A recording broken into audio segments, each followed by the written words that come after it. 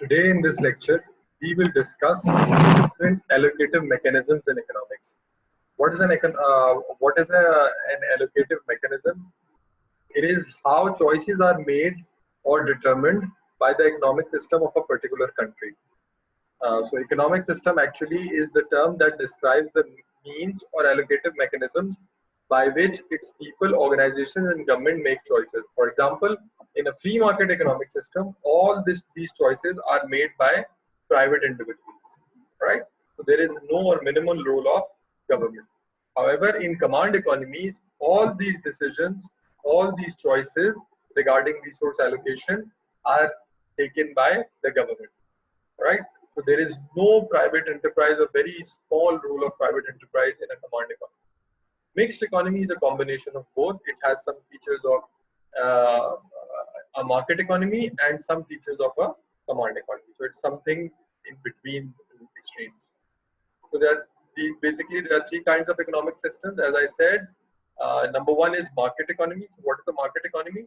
In a market economy, decisions of resource allocation depends on how millions of households interact as buyers and sellers in markets for goods and services. So in this system, price acts as a signal. Prices and pricing mechanism underpin this economy, whereby the price of a commodity is determined by its worth. For example, goods in high demand but low supply will have higher prices. So in this economy, price acts as a signal. Goods that are highly in demand would have higher prices, and since they would have higher prices, resources would automatically go towards production of goods. For example, let's say in Pakistan, real estate is highly in demand, so real estate is expensive. Since real estate is expensive, most of the business people allocate their resources to this business because they can make a lot of money here. So this is how price is a signal and price acts as an allocative mechanism, and all the resources follow price, and following price the resources get channeled into this specific real estate sector, and this is how efficient allocation takes place. For example, if resources were not going in this sector, then this would have been inefficient, because this is the sector where you can make most money in a market economy. So in a free market economy, price is something which everybody sees. The sector in which prices are high are generally more profitable, and hence resources automatically go towards those sectors. And these resources come from sectors where prices are going down. So in the sectors where prices are going down, resources move, and they move towards those sectors from wherein prices are going up, right? So Adam Smith explained this concept through the invisible hand concept. He said that whenever prices would increase, there will be a movement of resources from other sectors to this sectors, and this would be done through the invisible hand. Nobody will be doing it, but it would be happening, right? So, and government has a very restricted role. So, as you can see, everywhere in a market economy, businesses which are making most money or most lucrative will see resources coming in them, and businesses which are not making money, where prices are going down, would experience that resources are going out of those businesses. People are moving out of those businesses in order to make more money in more profitable business. So this is how a market economy works. This is again an idealistic state and doesn't exist in today's complex global economy. So there is no 100% free market economy in the world. The closest may be America, but still they have some role of the government. On the other hand, we have the command economy. Here, price doesn't act as a signal, but government has a central role in all decision, and everything is centralized. So it doesn't follow profit, it doesn't follow price. In this economy, all the decisions and allocative practices are done through government decision making. So if the government says the real estate is of, let's say, 1,000 square feet, it will stay 1,000 square feet. Maybe there may be high demand or low demand or whatever, but the price would remain what the government would say. So government is the decision maker in this type of economy, and there is no role of price. And organizations are state-owned or under state control. Central planners decide collective preferences of consumers and optimization of businesses. They are responsible for allocation of resources, determination of production targets, distribution of income and wealth, and ownership of resources and long-term planning. So here there is no automatic invisible hand. Everything is done through the commands and directives of the government.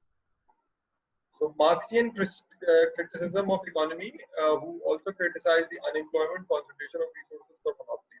Now the command economy came into being after Marx's criticism of the free market economy. Marx said that free market economy is exploitative, so we need to have a government who needs to decide and direct allocation of resources. So according to his theory, this allocative mechanism came into being, wherein decisions regarding resource allocation are taken by the government and they are not left to the price mechanism. Again, this is also an idealistic situation. Closest to this type of economy is the economy of North Korea, where everything is done through central planning. And the most prevalent form of economy is the mixed economy, wherein partly things are done through the price mechanism and partly they are done through central planning. It involves both private and public sector in resource allocation. Economic issues involve interaction of government, business, and labor. All right. So here, some business would be private and some sectors would be private, and in those sectors, price would act as a signal. The sectors in which price is going up would attract resources, and resource allocation would automatically move toward those sectors. And the sectors which are not profitable and prices are going down would witness resources leaving those sectors, and basically people leaving those sectors, and people would be and entrepreneurs would be going towards more profitable sectors, right? So this is how allocation happens in a mixed economy. And the other part of the mixed economy is command economy. It's like command economy wherein central planning is done. So for example, in the case of Pakistan, steel mill is a state-owned organization. TIA is a partly state-owned organization. So this is partly done through government intervention. So there are three allocative mechanisms. First is the free market economy. Here everything is done through the price mechanism. Wherever the price rises, resources will move toward those sectors, and wherever the price declines, resources move out of those sectors. Second is command economy, where price mechanism doesn't work, but central planning does. Whatever is done by the is done by the government. So if the government says real estate is important for us right now, all the resources should be channeled to the real estate sector. If the government says agriculture is important for us right now and make decisions accordingly, so resources move towards agriculture. And the third and most practical and most common form of the economy is that of mixed economy, where some of the businesses are operating like free market economy and some of the businesses are operating like command economy. For example, in Pakistan, most of the businesses are private, like textile and all, but we still have a government-owned steel mill and we have a semi-private airline, which is PI. Right? So this is how allocative mechanisms are discussed in modern economics.